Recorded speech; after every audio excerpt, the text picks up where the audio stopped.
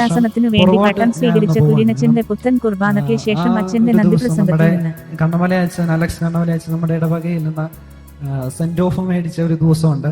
അപ്പം അച്ഛൻ എന്നെ സെമിനാരിയിലേക്ക് വിടുന്നു, അതുപോലെ തന്നെ സെമിനാർ റെക്ടറായിട്ട് ഒക്കെ പോകുന്നു. ആ ഒരു സമയത്താണ് അച്ഛൻ ആദ്യമായിട്ട് നമ്മുടെ പള്ളിയിൽ അനൗൺസ് ചെയ്തത് ആൽബിൻ സെമിനാരിൽ പോകുന്ന കാര്യം അച്ഛൻ പറഞ്ഞത് ആ ഒരു ദിവസമായിരുന്നു. അപ്പം അച്ഛൻ പറഞ്ഞ ഒരു കാര്യം, നമ്മുടെ ആൽബിൻ സെമിനാരിൽ പോവുകയാണെന്നൊക്കെ ഇങ്ങനെ പറയുന്നത് കേട്ടു.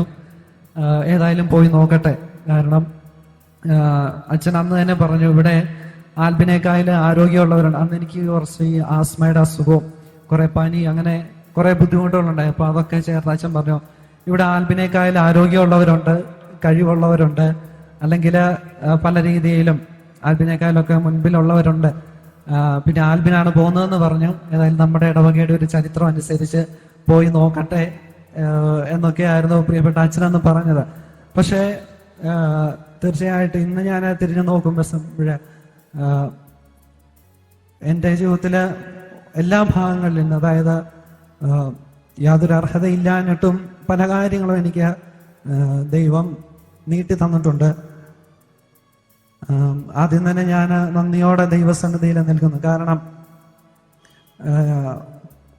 ഒരു കാര്യം കൊണ്ടും എനിക്ക് മേന്മ പറയുവാനോ അങ്ങനെ ഒന്നും തന്നെ ഇല്ല. പക്ഷേ ദൈവം പ്രത്യേകം വിളിച്ചു വേർതിരിച്ച് എന്നെ വഴി നടത്തിയ സർവശക്തനായ ദൈവം തമ്പുരാന് മുമ്പിലാണ് ഞാൻ ആദ്യം തന്നെ നന്ദി പറയുന്നത്. കാരണം എൻ്റെ കുറവുകളും എൻ്റെ ബലഹീനതകളും ഒക്കെ കണ്ടിട്ടും അറിഞ്ഞിട്ടും ഈ ഒരു വലിയ പൗരോഹിത്യം എന്ന മഹാദാനം, അത് ഭൗതികമായ ഒരു നോട്ടത്തിനപ്പുറമായിട്ട് ജീവിച്ചിരിക്കുന്നവർക്കും മരിച്ചവർക്കും പോലും വലിയ നന്മകളെ നൽകാൻ തക്കവണ്ണം പൗരോഹിത്യം എന്ന മഹാദാനം എന്നിൽ നൽകിയതിന് ദൈവത്തിന് മുമ്പാകെ ഞാൻ എൻ്റെ ശിരസ്സുകളെ നമിക്കുന്നു. ഞാൻ ഏറെ നന്ദിയോടെ ഓർക്കുന്ന ഒരു വ്യക്തി എൻ്റെ പ്രിയപ്പെട്ട അലക്സ് കണ്ണമലയച്ചനാണ്.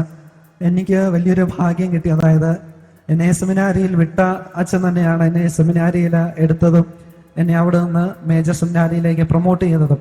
അത് വേറെ ആർക്കും തന്നെ ലഭിക്കാൻ സാധ്യതയില്ല. കാരണം എൻ്റെ ഇടവക വികാരിയിൽ നിന്ന് അച്ഛൻ പെട്ടെന്ന് സെമിനാരി റെക്ടറായിട്ടാണ് പോയത്. അച്ഛൻ ഒരു മെയ് മാസം പോയി, ഞാനൊരു ജൂൺ മാസം അതേ സെമിനാരിയിലേക്ക് വീണ്ടും ചെന്നു. എൻ്റെ 5, 4, 9 വർഷം പ്രിയപ്പെട്ട കണ്ണമല അച്ഛൻ എൻ്റെ കൂടെ ഉണ്ടായിരുന്നു. പ്രിയപ്പെട്ട അച്ഛന് എൻ്റെ കുറവുകളും എൻ്റെ പോരായ്മകളൊക്കെ എവിടെയാണെന്ന് കൃത്യമായി അറിയുന്ന ഒരു വ്യക്തിയാണ്. പ്രിയപ്പെട്ട അച്ഛനെ ഒത്തിരി നന്ദിയോടെ ഞാൻ ഓർക്കുന്നു. പിന്നെ ഞാൻ തിരിഞ്ഞു നോക്കുന്ന സമയത്ത് ഞാൻ ഏറ്റവും കൂടുതൽ ദൈവത്തിന്റെ പരിപാലനം അനുഭവിച്ച ഒരു സമയമായിരുന്നു. കാരണം നമുക്ക് എല്ലാ കാര്യങ്ങളും ക്രമീകരിച്ചുകൊണ്ട് നമ്മൾ ആഗ്രഹിക്കുന്ന രീതിയിൽ പോയാൽ ഒരിക്കലും നമുക്ക് ദൈവത്തിന്റെ വലിയ കരുണയും സ്നേഹവും ഒന്നും അനുഭവിക്കാനായിട്ട് സാധിക്കത്തില്ല. ചില വിഷമങ്ങൾ, ബുദ്ധിമുട്ടുകൾ വരുമ്പോഴേ നമ്മൾ ദിവ്യകാരുണ്യ സന്നിധിയിൽ മുട്ടുകൾ മടക്കത്തുള്ളൂ.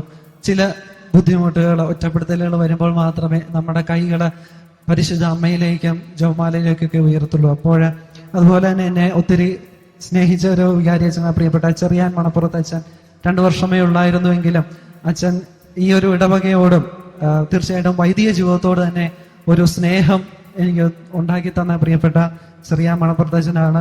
അച്ഛൻ ഇന്ന് ഇവിടെ സന്നിഹിതനായിരുന്നു. പ്രിയപ്പെട്ട അച്ഛനെ ഒത്തിരി നന്ദിയോടെ ഞാൻ ഓർക്കുന്നു. അതുപോലെ എല്ലാ പ്രിയപ്പെട്ട അച്ഛന്മാരെയും, പ്രത്യേകിച്ച് കുമ്മളി മേഖലയിലെ വൈദികരെയും അതുപോലെ തന്നെ എന്നെ പഠിപ്പിച്ച വൈദികരെയും ഒക്കെ ഏറെ നന്ദിയോടെ ഓർക്കുന്നു. എനിക്കൊരിക്കലും മറക്കാനാവാത്തൊരു വ്യക്തിയാണ് പ്രിയപ്പെട്ട ആന്റണി ചെത്തിപ്പുഴയിലച്ഛൻ. ആന്റണി ചെത്തിപ്പുഴയച്ഛൻ എൻ്റെ വിശുദ്ധ കുർബാനയ്ക്ക് മുഴുവൻ സമയവും അച്ഛൻ ഇവിടെ വന്നു. പ്രിയപ്പെട്ട രാജൻ സാറ് ഇവിടെ വന്നു പറഞ്ഞ പോലെ ഞാൻ റീജൻസി ചെയ്തത് പ്രിയപ്പെട്ട ആന്റണി അച്ഛൻ്റെ കൂടെയായിരുന്നു. എന്നെ സംബന്ധിച്ചിടത്തോളം 1 വർഷം ഒരു വിശുദ്ധനായ മനുഷ്യന്റെ കൂടെ ജീവിക്കുവാനുള്ള ഒരു ഭാഗ്യം എനിക്ക് ലഭിച്ചു.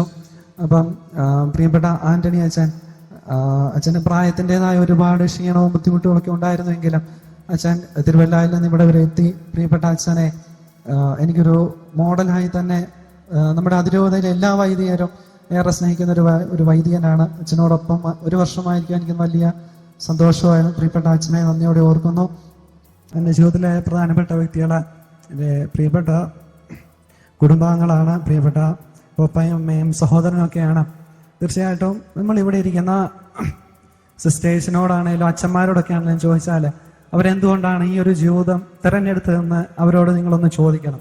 ചോദിക്കുമ്പോൾ തീർച്ചയായിട്ടും അവരൊക്കെ നൽകുന്ന ഒരു ഉത്തരവാന്ന് പറഞ്ഞാൽ അവരുടെയൊക്കെ മാതാപിതാക്കളുടെ വിശ്വാസവും സുഹൃതവും നിറഞ്ഞ ജീവിതമാണ് ഈ ഒരു വിളിയിലേക്ക് കയറുവാനായിട്ടുള്ള ഒരു കാരണം. ഞാൻ ഈ തൃശ്ശൂർ സെമിനാരിയിലൊക്കെ ചെന്നപ്പോഴാണ് ഒരുപാട് അച്ഛന്മാർ പല പ്രാവശ്യം സ്ട്രെസ് ചെയ്ത ഒരു കാര്യമാണ്, നല്ല കുടുംബങ്ങളിൽ നിന്ന് മാത്രമേ നല്ല ദൈവവിളികൾ ഉണ്ടാകത്തുള്ളൂ. ഞാനൊരിക്കലും എല്ലാവരും മോശമാണെന്നോ അങ്ങനെയൊന്നുമല്ല ഞാൻ പറഞ്ഞു. പക്ഷേ തീർച്ചയായിട്ടും ഈ പൗരോഹിത്യം എന്ന് പറയുന്ന ഒരിക്കലും ഒരു കുടുംബത്തിന് ദൈവം കുടുംബത്തെ ആദരിക്കാൻ വേണ്ടിയിട്ട് എന്നാൽ ഇവരെ ഒന്ന് ആദരിച്ചേക്കാന്ന് വിചാരിച്ച് ദൈവം കൊടുക്കുന്ന ഒന്നല്ല പൗരോഹിത്യം. അത് ദൈവം തൻ്റെ മഹാകരുണയിൽ നിന്ന് ഒരു വ്യക്തിക്ക് ചിലപ്പം ചുറ്റുപാടുമുള്ള പലരേക്കായാലും ഒരുപാട് കഴിവ് കുറഞ്ഞ ഒരു വ്യക്തിക്കായിരിക്കാം, പക്ഷെ അത് ദൈവത്തിൻ്റെ വലിയൊരു മഹാദാനമാണ്. തീർച്ചയായിട്ടും എൻ്റെ പപ്പായും അമ്മയൊക്കെ ഇതിന് നന്ദിയോടെ ഓർക്കുന്നു. അവർ ഏറെ സന്തോഷിക്കുന്ന ദിവസമാണ്. പ്രത്യേകിച്ച് നിങ്ങൾക്ക് കുറച്ച് പേർക്ക് ഞങ്ങളെ പപ്പായമ്മയെ അറിയാവുന്നവർക്കറിയാം, ഇവർ രണ്ടുപേരും അല്പം വൈകിയാണ് വിവാഹം കഴിച്ചത്.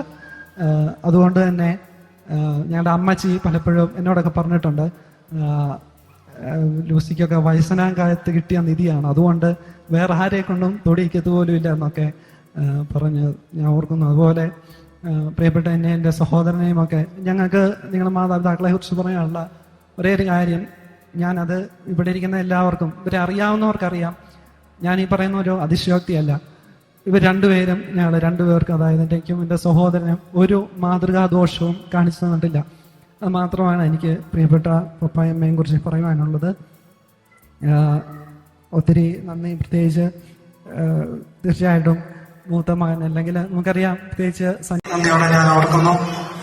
അതുപോലെ തന്നെ പ്രിയപ്പെട്ട മാതാപിതാക്കളോട് എനിക്ക് പറയാനുള്ളത്, ഇന്നലെ ബാബാ തിരുമേനി നമ്മുടെ പട്ടത്തിന്റെ ശുശ്രൂഷ കഴിഞ്ഞാൽ പറഞ്ഞൊരു കാര്യം, ഒരച്ഛന്റെ മാതാപിതാക്കൾക്ക് അച്ഛന് ചിലപ്പോൾ ഭൗതികമായിട്ടൊന്നും തന്നെ കൊടുക്കാനായിട്ട് സാധിച്ചില്ലെന്ന് വരും. പക്ഷെ അച്ഛന് കൊടുക്കാവുന്ന ഏറ്റവും വലിയ കാര്യം ഓരോ വിശുദ്ധ കുർബാനയും അച്ഛൻ അർപ്പിക്കുന്ന സമയത്ത് ഏറ്റവും കൂടുതൽ 5 പ്രാവശ്യമെങ്കിലും അച്ഛൻ പേരെടുത്ത് എൻ്റെ മാതാപിതാക്കളെയും എന്നോട് രക്തബന്ധമുള്ള എൻ്റെ സഹോദരി സഹോദരന്മാരെയും ഒക്കെ അച്ഛൻ ഓർത്ത് പ്രാർത്ഥിക്കുന്നുണ്ട്.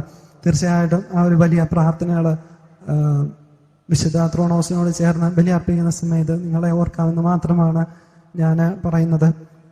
തീർച്ചയായിട്ടും മാതാപിതാക്കളെ ഒത്തിരി നന്ദിയോടെ ഞാൻ ഓർക്കുന്നു. അതുപോലെ തന്നെ ഞാൻ ഒത്തിരി ദൈവസന്നിധിയിൽ ചിലപ്പം കരഞ്ഞുകൊണ്ട് തന്നെ ഞാൻ നന്ദി പറഞ്ഞിട്ടുള്ള ഒരു കാര്യം എൻ്റെ സഹോദരനെ കുറിച്ചാണ്. കാരണം ഞാൻ ഈ ബൈബിൾ ഇങ്ങനെ വായിച്ചു പോയപ്പോഴൊരു സുഭാഷിതങ്ങളുടെ പുസ്തകം 17-ാം അധ്യായത്തിന്റെ 17-ാം വാക്യത്തിലൊരു വാക്യമുണ്ട്, മിത്രം എപ്പോഴും മിത്രം തന്നെ, ആപത്തിൽ പങ്കുചേരുവാൻ വിളിക്കപ്പെട്ടവനാണ് സഹോദരൻ എന്ന്. തീർച്ചയായിട്ടും എൻ്റെ സഹോദരൻ അൽജോ ഈ ദിവസങ്ങളിൽ ഓടിയ ആ ഓട്ടത്തിനൊന്നും ഒരു കയ്യും കണക്കൊന്നുമില്ല. തീർച്ചയായിട്ടും അൽജോ ഇതല്ലാതെ വേറെ അവസരമില്ലാത്തതുകൊണ്ടാണ് ഞാൻ പറയുന്നത്. പ്രത്യേകിച്ചും മൂത്ത വ്യക്തി എന്ന നിലയിൽ ഞാൻ എടുക്കേണ്ട ചില ഉത്തരവാദിത്തങ്ങളും അതുപോലെ തന്നെ ഞാൻ കൊള്ളേണ്ട ചില വെയിലും പല കുറ്റപ്പെടുത്തലുകളും ഒക്കെ കേട്ടത് പ്രിയപ്പെട്ട എൻ്റെ അനിയനാണ്. ഈ ദിവസങ്ങളിലൊക്കെ അവന് പരീക്ഷയും ഇതൊക്കെ ഉണ്ടായിരുന്നെങ്കിലും എല്ലാ ദിവസങ്ങളിലും വിളിയുടെ കാര്യത്തിലാണെങ്കിലും എല്ലാ കാര്യത്തിലും എനിക്കൊരു അനിയനുണ്ട് എന്നത് തീർച്ചയായിട്ടും എനിക്കൊരു അഭിമാനമായിരുന്നു. പ്രത്യേകിച്ച് വീട്ടിലെ കാര്യങ്ങൾ അവൻ ചെയ്യുന്നുണ്ടല്ലോ എന്നോർക്കുമ്പോൾ എനിക്ക് ഒത്തിരി സന്തോഷമായിരുന്നു. പ്രിയപ്പെട്ട അൽജോ, ദൈവം ഒത്തിരി അനുഗ്രഹിക്കട്ടെ എന്ന് മാത്രം ഞാൻ പ്രാർത്ഥിക്കുന്നു. തീർച്ചയായിട്ടും ഇപ്പം ഈ പറഞ്ഞ നല്ല കാര്യങ്ങളൊക്കെ ജീവിതത്തിന്റെ അവസാനം വരെ പറയണമെന്നാണ് എൻ്റെ ആഗ്രഹം. അപ്പം അങ്ങനെ പ്രിയപ്പെട്ട അൽജോയോട് ഒത്തിരി നന്ദി പറയുന്നു.